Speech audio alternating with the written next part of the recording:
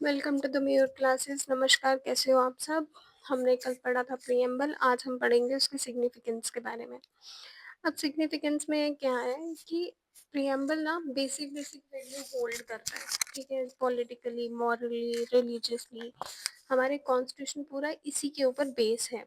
तो identity card तो है ही है हमारे कॉन्स्टिट्यूशन का। तो अब हर एक ने, जो हमारे फाउंडिंग फादर्स थे, उन्होंने ना कॉन्स्टिट्यूशन को अलग अलग नाम से बोला। जैसे जैसे sir Alladi Krishnaswami Iyer, member of constitution assembly, उन्होंने क्या बोला? The preamble of to our constitution express what we have thought or dreamed so long. मतलब हम क्या सोचते हैं और कितना लंबा, कितना बड़ा सपना है, उसके बारे में बताता है, ठीक है। ये किसने बोला था? सर अलादी कृष्ण स्वामी अय्यर जी ने बोला था, ठीक है। ये हमारे ड्रीम्स को बताता है, या जो हमने कॉन्स्टिट्यूशन जब बनाया, कॉन्स्टिट्यूशन मेकर्स के ड्रीम को, एक्सप्रेशन को, उन सबको बताता है। फिर के एम मुंशी जी ने क्या बोला? It is the horoscope of our sovereign democratic Republic India. ये हॉरोस्कोप है, ये कुंडली है लाइक। फिर पंडित ठाकुर दास भारत जी ने क्या कहा?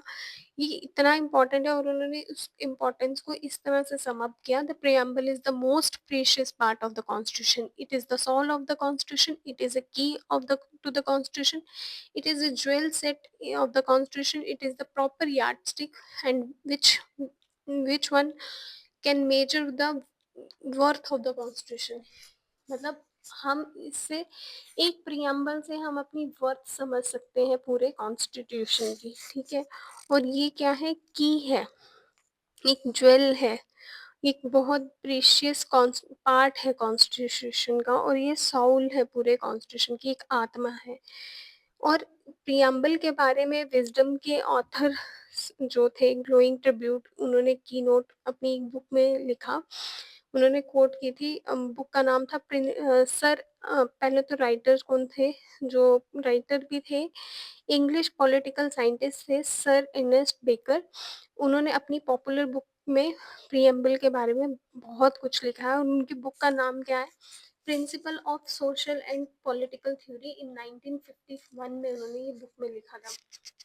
फिर हमारे former chief justice of India H Hidayatullah, उन्होंने प्रियम्बल को क्या कहा था? इट्स नॉट ए डिक्लेरेशन, ये डिक्लेरेशन से भी बहुत ज़्यादा है, it's a constitution, soul of the constitution, जिसके ऊपर पूरा पॉलिटिकल सिस्टम, हर एक पैटर्न रहता है। और it contains A Solomon resolve, ये अकेला ही बहुत सारी चीज़ों को रिजॉल्व कर सकता है, विच nothing but A revolution can alter. ये एक बहुत बड़ा रेवोल्यूशन हम चीज़ों में ला सकता है प्रियम्बल। फिर प्रियम्बल के केस, एक बेरीबेरी यूनियन केस में क्या कहा गया था कि प्रियम्बल इज द मतलब प्रियम्बल जो है कॉन्स्टिट्यूशन में है, but is not the part of the constitution.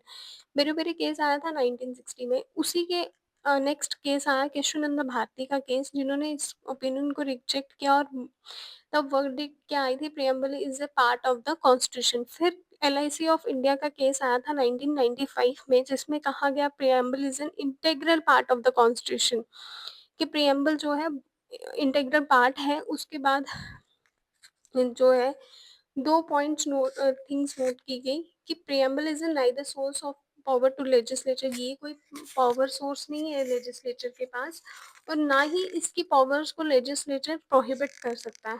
और इट इज़ नॉन जस्टिसेबल, ये नॉन जस्टिसेबल है, not an enforceable in court of laws. कोई भी प्रियम्बल को लेके कोर्ट ऑफ लॉ में नहीं जा सकता है। अब प्रियम्बल को कितनी बार अमेंड किया गया? एक बार ही अमेंड किया गया by the 42nd constitutional amending act in 1976, जिसमें अमेंड करके चीज़ों को लाया गया था। 3 वर्ड्स लाए गए थे, कौन से? Socialist, secular and integrity. ये 3 जो वर्ड्स थे ये वैलिड थे, ये कोर्ट ने कहा, सुप्रीम कोर्ट ने, हमारे अपेक्स कोर्ट ने कहा। और ये चीज़ बोली गई कि आर्टिकल 368 को लगा के ना ही हम इसे अमेंड कर सकते हैं, ना ही अपने बेसिक फीचर या फंडामेंटल राइट्स या ड्यूटीज़ के साथ छेड़छाड़ कर सकते हैं। नेक्स्ट हमारा टॉपिक होगा यूनियन